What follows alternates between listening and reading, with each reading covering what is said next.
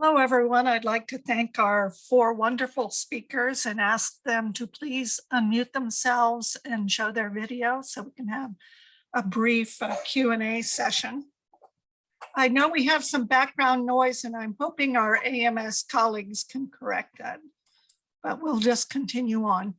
I'd like to summarize a few questions directed to Mary, first of all. So how do you calculate free sugars, and are the nutrients that you're focused on in FLIP mandatory labeling nutrients? Okay, that's two questions. The first, the calculation of free sugars is based on a paper we published earlier in Nutrients. The first author was Bernstein, Jody, so I can look up the full citation year, but it was published in Nutrients. For the nutrients that we capture in FLIP, it's only those nutrients that are the mandatory nutrients on the nutrition facts table. And Canada doesn't require free sugars on the nutrition facts table. That's why we use the algorithm, and that's the algorithm that we published earlier that originally was done manually, and now it's been converted to the FLIP data set. Okay, and I'll keep going with you, Mary. For Okay. the OCR processing, did you validate using human eyes? If so, what was the rate of checking and what was the accuracy rate? Yeah, we checked a couple of ways. So yes, first off, we used like a split sampling and did it with half the set and double half the set. And our criteria was to get over 95% accuracy. So we achieved about over 99% accuracy from the nutrition facts table. And it turns out the problem wasn't the nutrition facts table. It's really if you have a poor quality picture, then that's what really determines the accuracy of the OCR. It's not the machine learning, it's actually the quality of the picture taking or the quality of the picture posted. We also did it through a manual. We did at the last 2020, we had over 75,000 foods. We did a random selection of about 10,000 foods manually, which we would have done in our previous FLIP collections. We used to have about 15 to 20,000 foods. And so those were, like, for example, manually classified. It was strictly the classifications. We didn't have any problems with the nutrition facts table, but we did check them with the ones with the barcodes because we had them in multiple stores, so we could check that it was capturing the same information. And we found that we had, for example, about 99% accuracy for the nutrition facts table, about 97% for the predicting of the categories, but that reduced in a couple of categories. There's problematic categories, or say like the ready meals, mixed dishes, those became more problematic. So we didn't achieve our objectives in that category. So it was a combination of both machine validations as well as human eyes. Okay. Thank you. And can you elaborate a little bit on how you link to food intake surveys? So, for example, do you ask respondents to provide brand names for everything? And how well are those respondents able to answer that? We did it two ways. One, for example, for sodium, or we've done it now for multiple nutrients, we took the Canadian, the CCHS, which is analogous to NHANES, which is our National Nutrition Survey data. So rather than using, so for every food there's that's listed in the NNDS, that's listed in the what foods Canadians consumed, we then went to FLIP, and then we categorized it, and obviously there'd be multiple brands of actual products on the market for each food in the nutrient, and we created a new composite, so a new composite of the available products. So obviously our sodium worked out almost bang on, but Health Canada just finished updating the data for sodium before the 2015 nutrition survey. So obviously we got almost the same, but we did see that then obviously some data were out of date when we use the actual market products. The second way is we done it only at a small RCT where people can enter the brand name either by scanning in the Food Flip app, where they can scan the barcode and enter it as a food they consumed, or a type ahead feature. And that really then depends on how quickly and how completely we can keep the FLIP database up to date, as because we find that at least 30% of the products change over every year, in food categories. So that really works that way. So we've done it both ways, but using the actual people doing it, we use the FLIP app, and that's only been done for a couple of thousand people, not like 3 groups of 500 people. So not a huge national survey in any way. So that segued into the next question was, how do you keep track of changing retail food products? You sort of answered that. It's difficult. This is the assumption that Flip is your design. It's not a prepackaged program. Yeah. No, we've shared it with data sharing with lots of researchers and other government agencies through a data sharing agreement, but it's a non-commercial product. Yeah. And really now, the advantage of now going with the web scraping, then we can do it basically as often as we want to scrape. We can do it, monthly, yearly. We had only been doing the manual collections in stores every couple of years. And obviously now we can do it much, much more often. It's really just how much of the food supply will change is it worth the effort to keep updating it. Thank you.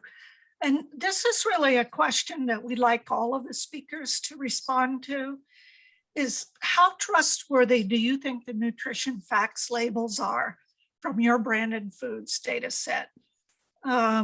Do you think companies directly test these food products for which there are labels? Like to have your comments on that. And we'll start with Tahrir. Yes, thank you for your question. For us in Saudi Arabia, as I mentioned, we don't have food composition data. So the Saudi Food and Drug Authority required the companies to analyze the food in special approved labs, which is approved by the Saudi Food and Drug Authority. Then they can report it for the food label.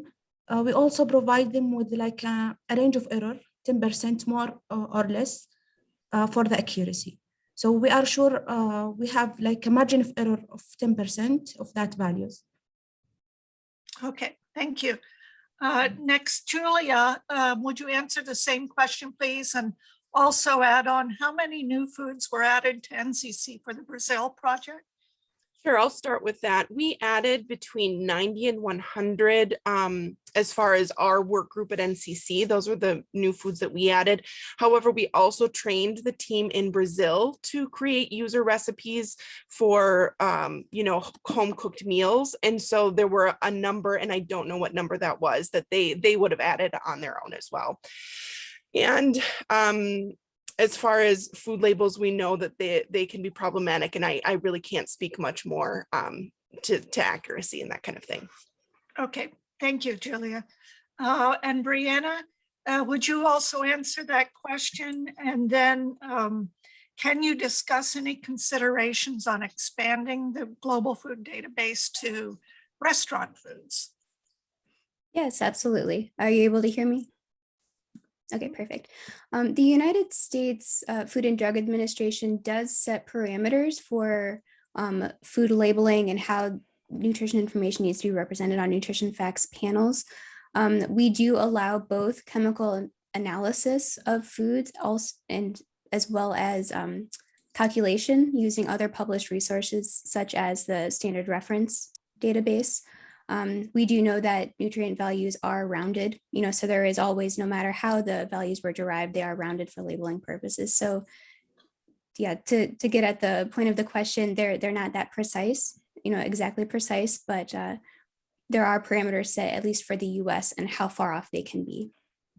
Okay. And then to the second part of that for restaurant foods, this is something that the partnership on the branded foods database has discussed. We do think that if USDA is definitely interested in getting data on restaurant foods, this accounts for a large portion of what Americans are eating. If they do this, it will likely exist as a separate data type. So not within the branded foods database, but just another one of the data types in FDC. There are some groups who are outside of USDA who are, looking at ways to do this. USDA may go with one of those groups and leverage some work that's already being done. They may go in a totally different direction, but yes, it's definitely part of the conversation. Okay, thank you. And one last question. Since this is an international session, I think this is an important question. How do your systems, your database systems, address iodized and non-iodized salt on its own as an ingredient, but as an ingredient in processed or home prepared foods? And this is thrown out to anybody that would care to respond. I'll start shortly. Well, first of all, the table salts in Canada are iodized. So that makes it a little bit simpler. We don't have that option of uniodized. But then I would say the gourmet salts and other salts are not iodized, so it's not universal. Of course, with the food labels, we know whether it's, when we're using food labels, we know whether the food is actually iodized or uniodized. The other thing is in Canada, the salt used in manufacturing is uniodized, so it's not iodized. So that's not a complexity. With our data that we're capturing in the Latin American countries, because it is labels based on foods in stores, we're using this, for example, the data that's on the packages. So many of them don't identify what kind of salt was used in the product. So we can only go by what they identify, but the actual boxes of salt will identify whether or not it's iodized, but the food products, unless the manufacturers identified it, we have no way of knowing it unless it's identified on the label. Would anyone else care to respond? I unfortunately can't speak to that as far as the NCC database. I'm sorry. But you can definitely email me or Lisa Harnack and we can get back to you if someone is curious specifically. Okay. Tahrir, in Saudi Arabia, what is the practice on iodized salt? So in our experience, we only started the database with the beverages, and as you know, it's not common to have salt in beverages. However, for our future work, like in Canada, the salt here in Saudi Arabia is iodized. We don't have an option.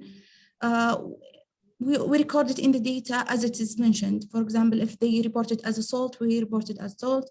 If they report it as a sodium, we report it as sodium. But as Miss Mary mentioned, we cannot know if they didn't report it or mention it in the ingredient list.